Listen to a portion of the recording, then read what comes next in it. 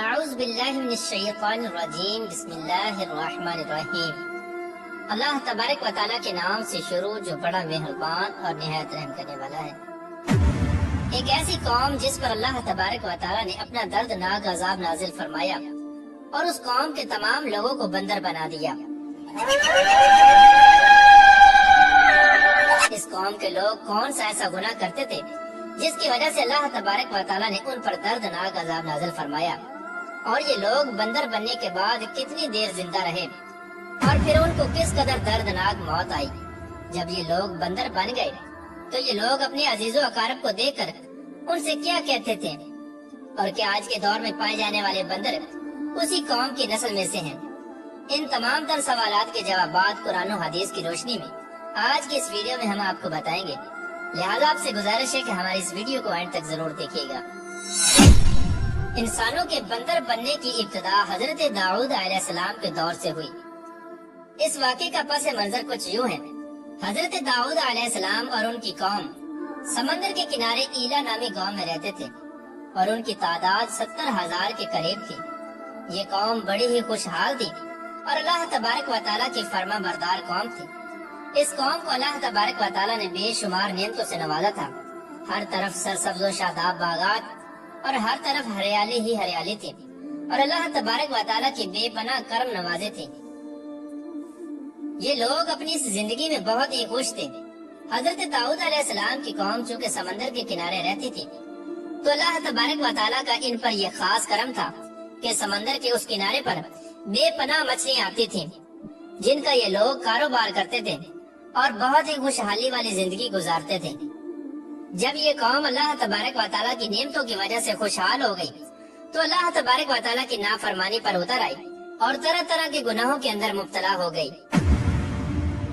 اور پھر ایک دن اللہ تبارک و تعالیٰ نے اس قوم کا امتحان لینے کا ارادہ کیا اور حضرت داؤد علیہ السلام کو وحی بھیجی کہ اپنی قوم سے کہہ دیں کہ وہ سنیچر کے دن یعنی ہفتے والے دن مچھلی کا شکار کرنا بند کر دیں۔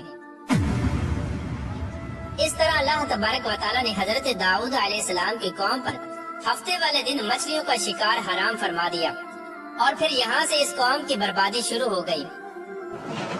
حضرت داؤد علیہ السلام نے اپنی قوم کو بتایا کہ اللہ تبارک و تعالیٰ نے ہفتے والے دن مچھلیوں کے شکار کو حرام قرار دے دیا ہے، تو وہ لوگ بہت ہی زیادہ پریشان ہو گئے اور ساری قوم سر جوڑ کر بیٹھ گئی، کیونکہ ہفتے کا دن ہی وہ دن تھا جس میں مچھلیاں وافر مقدار میں آتی تھی اور خود بخود کنارے پر آ جاتی تھی، اور باقی دن ایسے تھے کہ بہت کم اور نہ ہونے کے برابر مچھلیاں پکڑی جاتی تھی۔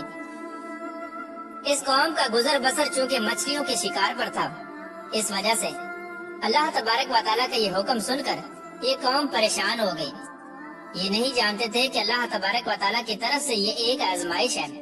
پھر ایک دن شیطان نے ان کو وسوسہ ڈالا کہ سمندر سے نالیاں نکال کر خشکی میں بڑے بڑے حوض بنا لیے جائیں۔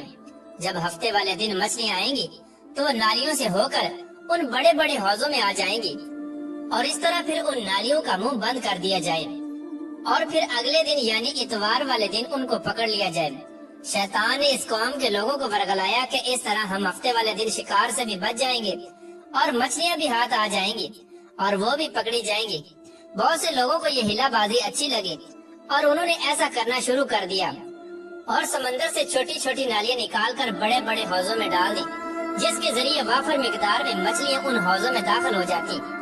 اس قوم کے بدبخت لوگوں کو شیطان کا یہ ہیلا بہت پسند آیا، لیکن اس قوم نے یہ نہ سوچا کہ جب مچھلیاں سمندر سے حوض میں آ کر قید ہو گئی تو پھر مچھلیوں کا شکار ہی ہو گیا۔ اس لیے یہ شکار بھی ہفتے والے دن ہی قرار پایا جو اللہ تبارک و تعالیٰ نے حرام قرار دیا تھا۔ اس موقع پر یہودیوں کے 3 گروہ ہو گئے۔ کچھ لوگ ایسے تھے جو شکار کے اس شیطانی ہلے سے منع کرتے تھے اور ناراض و بیزار ہو کر شکار سے باز رہے، اور کچھ لوگ اس کام کو دل سے برا جان کر خاموش رہے، لیکن انہوں نے شکار نہ کیا اور دوسروں کو منع بھی نہ کرتے تھے، بلکہ یہ لوگ منع کرنے والوں سے یہ کہتے تھے کہ تم لوگ ایسی قوم کو نصیحت کرتے ہو جنہیں اللہ تبارک و تعالیٰ ان قریب ہلاک کرنے والا ہے اور ان پر اپنا دردناک عذاب نازل فرمانے والا ہے۔ اور اس قوم کے کچھ لوگ ایسے تھے جو سرکش اور نافرمان لوگ تھے، جنہوں نے اللہ تبارک و تعالیٰ کے حکم کی اعلانیہ مخالفت کی اور شیطان کے ہیلے بازی کو مان کر ہفتے والے دن شکار کرنے لگے۔ یہ لوگ اللہ تبارک و تعالیٰ کے حکم کی کھلا مکھلا مخالفت کرتے اور ہفتے والے دن مچھلیوں کا شکار کر کے ان کو کھایا کرتے اور بیچا کرتے۔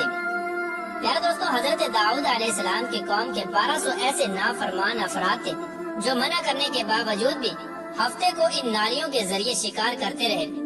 حضرت داؤد علیہ السلام نے ان 1200 نافرمانوں کو اللہ تبارک و تعالیٰ کے عذاب سے ڈرایا کہ وہ اللہ تبارک و تعالیٰ کی اس نافرمانی سے باز آ جائیں، لیکن وہ لوگ باز نہ آئے اور کھلے عام شکار کرنے لگے۔ چنانچہ وہ لوگ جو اس بات کو برا جانتے تھے، ان لوگوں نے اپنے اور ان نافرمانوں کے درمیان ایک دیوار کھڑی کر دی، جس کی ایک طرف وہ 1200 نافرمان رہتے تھے اور دوسری طرف وہ لوگ تھے جو شکار سے باز رہے۔ حضرت داؤد علیہ السلام نے اپنی اس قوم کے نافرمانوں کو بارہا سمجھایا، لیکن یہ لوگ اپنی نافرمانی سے باز نہ آئے اور اسی طرح اللہ تبارک و تعالیٰ کی نافرمانی کرتے رہے اور شکار کرتے رہے۔ پھر ایک دن حضرت داؤد علیہ السلام نے غضبناک ہو کر شکار کرنے والوں پر لعنت فرما دی۔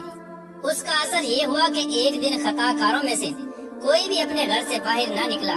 یہ منظر دیکھ کر کچھ لوگ ان کی دیواروں پر چڑھ گئے تاکہ معلوم ہو سکے کہ وہ لوگ کس حال میں ہیں۔ جب ان لوگوں نے ان نافرمانوں کو دیکھا تو وہ سب کے سب بندر کی صورت میں مسخ ہو چکے تھے۔ اللہ تبارک و تعالیٰ نے ان کی نافرمانی کی وجہ سے ان پر اپنا دردناک عذاب نازل فرمایا اور ان کو انسانوں سے بندر بنا دیا۔ جب لوگ ان مجرموں کا دروازہ کھول کر ان کے گھر میں داخل ہوئے تو وہ بندر اپنے رشتہ داروں کو پہچانتے تھے اور ان کے پاس آ کر ان کے کپڑوں کو سونگتے تھے اور زاروں کی طرح روتے تھے، لیکن وہ کچھ بول نہ سکتے تھے۔ اللہ تبارک و تعالیٰ کے ان نافرمان بندر بن جانے والے لوگوں کی تعداد 12,000 تھی۔ ان 12,000 لوگوں نے اللہ تبارک و تعالیٰ کی نافرمانی کی اور اللہ تبارک و تعالیٰ نے ان کو بندر بنا دیا، جس طرح کہ اللہ تبارک و تعالیٰ سورہ بقرہ میں ارشاد فرماتا ہے، اور بے شک ضرور تمہیں معلوم ہے تم میں کہ وہ جنہوں نے ہفتے میں سرکشی کی تو ہم نے ان سے فرمایا کہ ہو جاؤ بندر دھتکارے ہوئے۔ اس طرح حضرت داؤد علیہ السلام کی قوم کے 12,000 نافرمان بندر بن گئے۔ یہ لوگ 3 دن تک زندہ رہے اور اس دوران یہ کچھ نہ کھا سکتے تھے اور نہ ہی پی سکتے تھے، بلکہ یوں ہی بھوکے پیاسے سب کے سب ہلاک ہو گئے اور 3 دن کے اندر سب کے سب مارے گئے۔ اور وہ لوگ جو ان نافرمانوں کو اللہ تبارک و تعالیٰ کی اس نافرمانی سے منع کرتے تھے، اللہ تبارک و تعالیٰ نے ان کو اس عذاب سے سلامت رکھا، اور وہ لوگ جو اس شکار کو برا جان کر خاموش رہتے تھے، اللہ تبارک و تعالیٰ نے ان کو بھی اس عذاب سے سلامت رکھا۔ پھر دوستو، بات کرتے ہیں کہ آج کے دور کے بندروں میں سے کیا کوئی بندر ان کی نسل میں سے بھی موجود ہے، یا آج کے دور میں پائے جانے والے بندر انہی بندروں کی نسل میں سے ہیں؟ اس کے متعلق روایات میں آتا ہے کہ حضرت عبداللہ بن مسعود رضی اللہ تعالیٰ عنہ سے روایت ہے کہ حضور پاک صلی اللہ تعالیٰ علیہ وآلہ وسلم سے کسی نے سوال کیا کہ آج کے بندر کیا حضرت داؤد علیہ السلام کی قوم سے ہیں؟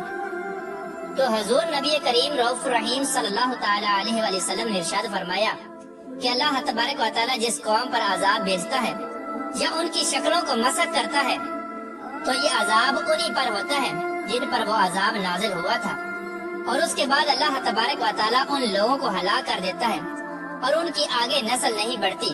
اس لیے یہ بات غلط ہے کہ کچھ لوگ یہ سوچتے ہیں کہ آج کے بندروں میں بھی حضرت داؤد علیہ السلام کی قوم کے بندر بننے والوں کی نسل موجود ہے۔ ایسا کچھ بھی نہیں ہے۔ وہ لوگ صرف اور صرف 3 دن زندہ رہے اور اس کے بعد سب کے سب ہلاک ہو گئے، اور اللہ تبارک و تعالیٰ نے اس قوم کے نافرمانوں کو صفحہ ہستی سے مٹا دیا۔